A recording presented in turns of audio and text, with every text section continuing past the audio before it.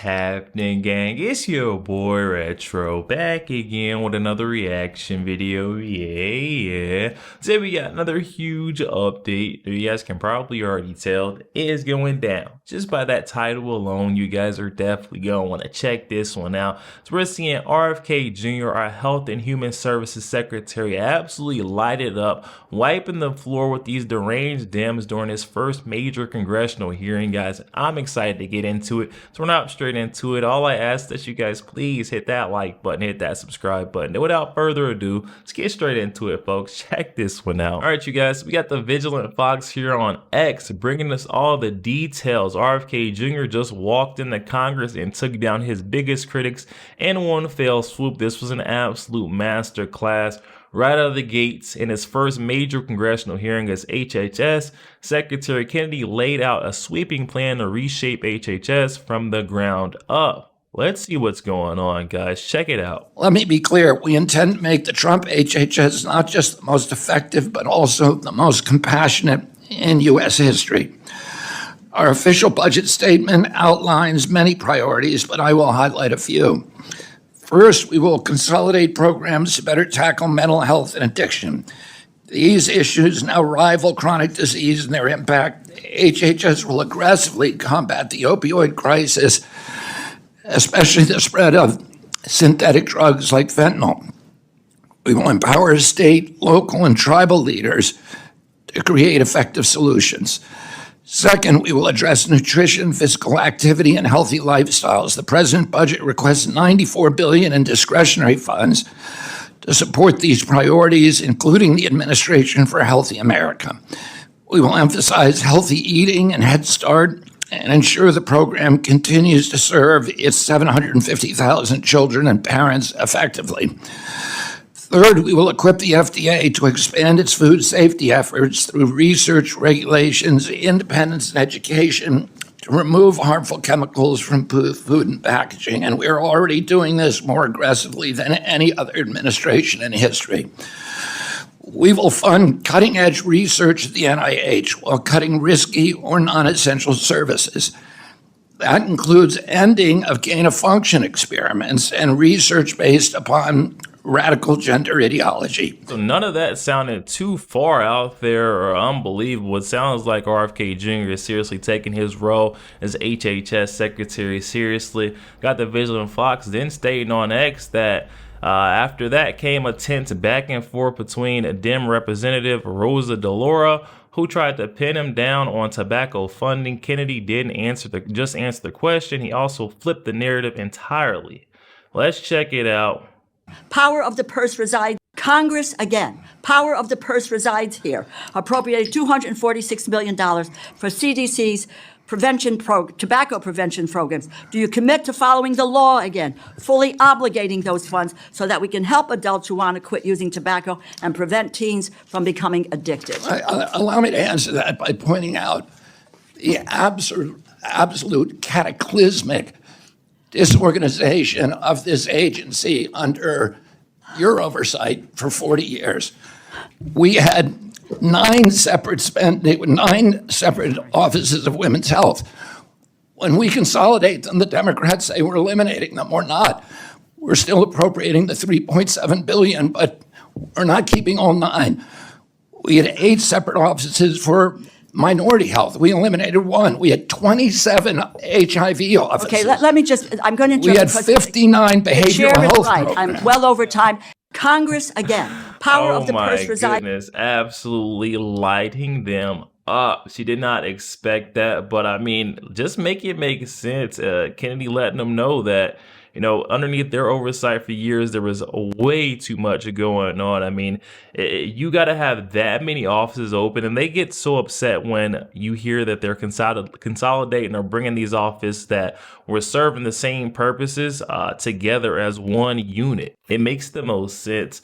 I'm so glad we got RFK Jr. just here to bring back a little bit of common sense into the Human Health Services Department. Okay, and then we got one of the most jaw-dropping moments that came when Representative Mike Simpson, a dentist, tried to challenge Kennedy on fluoride, instantly regretted it. Let's give it a look. Banning fluoride. I noticed you congratulated Utah and Florida, I think, for banning it. That's up to them. They can do what they want. But we better put a lot more money into dental education because we're going to need a whole lot more dentists. I think that, Marty McCary's concern with ingestible fluoride is that the emerging science shows the benefits to of fluoride to cares and to cavity prevention comes from topical exposures rather than it was once thought that it was systemic, that if you ingested it, that the benefit came from that. We now know that virtually all the benefit is from topical, and we can get that through mouthwashes, we can get through fluoridated toothpastes. The National Toxicity Program issued a report in August, a meta-review of all the science that now exists on fluoride, and showed a direct inverse correlation between fluoride exposure, dose-related, and lower IQ. It's an issue that we have to all be concerned with. We want high IQ kids. Mr. Hoyer, right now. Mr. Hoyer. I appreciate that, and I look forward to working with you on it. Okay. Wow. You really just can't. They think they're going to get RFK Jr. with such like a gotcha moment or statement like, okay, you're for getting rid of this fluoride, which if you guys don't already know, it's in most of our tap water. They pump fluoride through there. RFK Jr. is arguing the point to say we get most of our fluoride, and it really only works through topical. Like it has to be on the tooth, not just drinking it through the tap water. We get most of this through mouthwashes and toothpastes that we use, and there was a direct correlation to lower IQ. We definitely don't need any more of that within the United States, if you can't already tell by these loonies on the left. Okay, and then we got later, a Representative Steny Hoyer demanded answers on HHS budget cuts, but Kennedy was ready with the numbers and a blunt dose of reality. Let's give it a look, Is there an guys. analysis that you can provide to this committee prior to us determining the budget that will show that, in fact, those cuts will not be harmful to those objectives? Yeah, there were analysis. The simplest analysis was at the outset, the analysis that we're spending $2 trillion a year that we don't have. Mr. Musk said he was going to cut $2 trillion. Spending $2 trillion more than you have to make cuts. The other analysis that was more detailed is that children or the Indians that you're so concerned about? we didn't cut the Indians. We didn't No, I cut the understand Indian that. services. I'm asking you, you said we have to cut. I made sure that those services were not cut. I made sure that Head Start was not cut.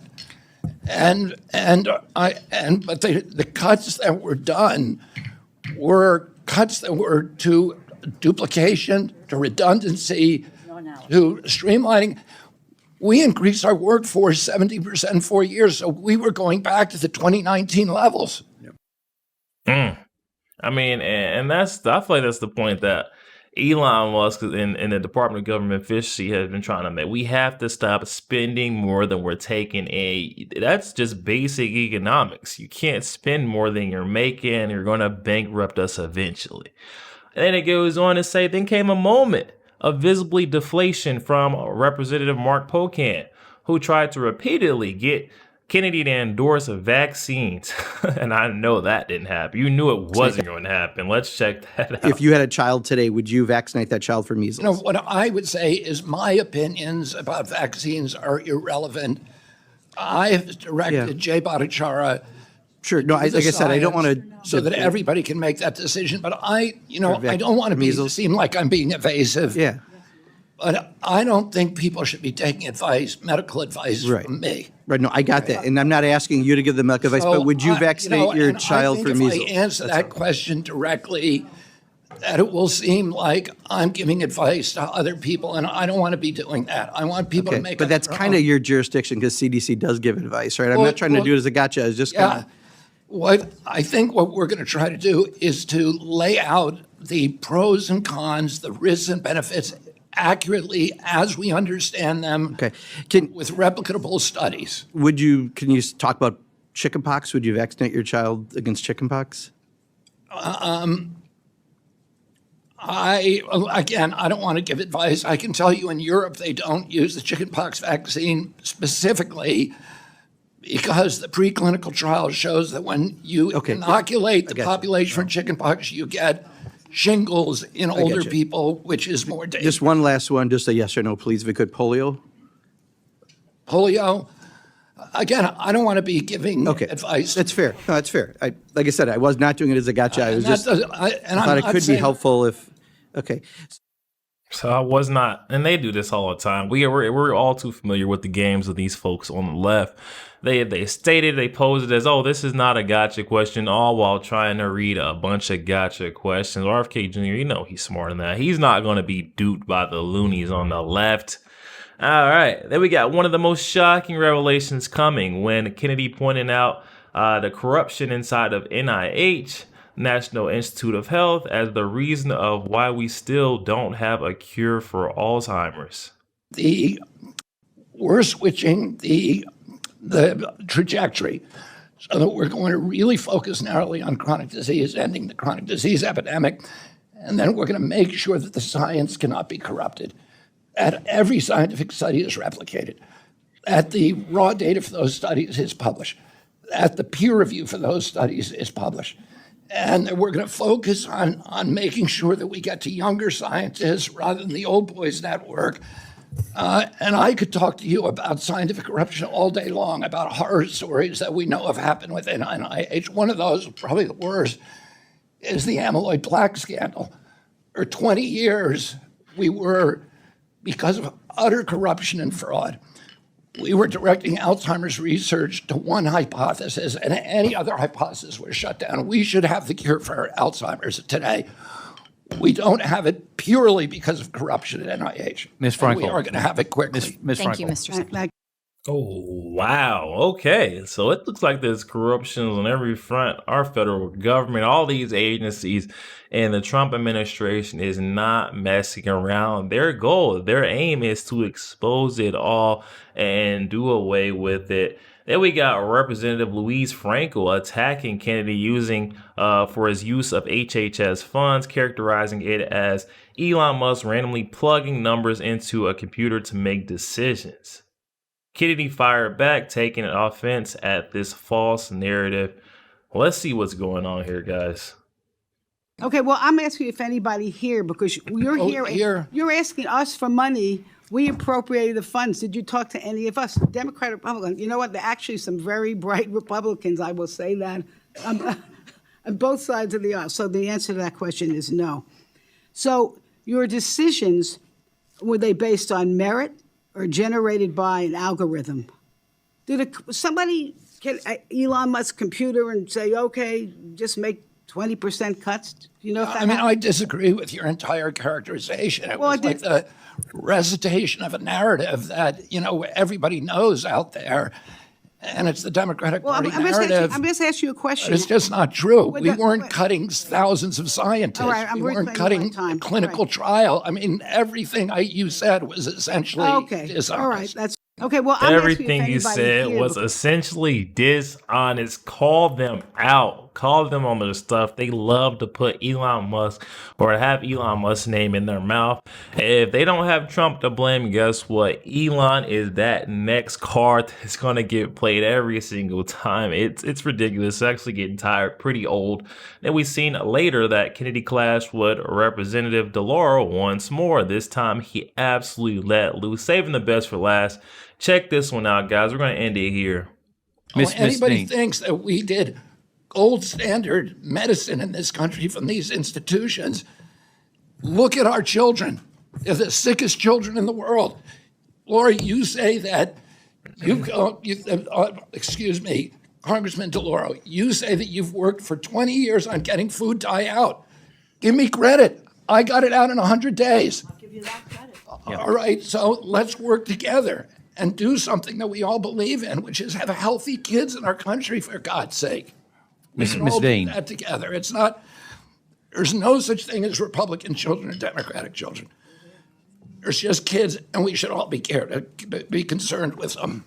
Thank you, Mr. Secretary. Ms. Dean. How do you- Yo, there we have it, guys. Oh my goodness, we just seen RFK Jr. absolutely light it up. That was his first congressional hearing, by the way, and I think Donald Trump made another great pick with RFK Jr. We got to remember, his background coming from the Democratic Party. This guy can see both sides of the aisle. He's trying to bring them together, bring everyone together, and say there is no Democratic, Republican kids in this. They're all our children. We need to make sure that they're safe, they're healthy.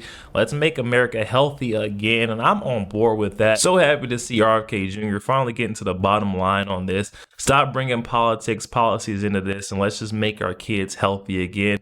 We had RFK Jr. calling them out straight to their faces, saying that, hey, you guys worked for 40 years on some of these issues, and guess what? In 100 days, I was able to get things done, getting that artificial food dye removed, food color removed from our food, the things that we're taking into our body. It seems like RFK Jr., we could see that he truly does care about his position, his role that he's been tasked with, and he's not going to stop. He's going to get to the bottom of this. Also hitting at a little bit of corruption in the National Institute for Health. I'm excited to hear a little bit more that develops on this one. Anything that does come out, you already know we're going to cover it right here with your boy RetroStef, guys. But definitely hop in the comment section. Comments are open. I'm excited to hear what you guys are thinking about this one. Also, make sure you guys please hit that like button, hit that subscribe button. If you enjoy more content like this, catch you guys on the next one.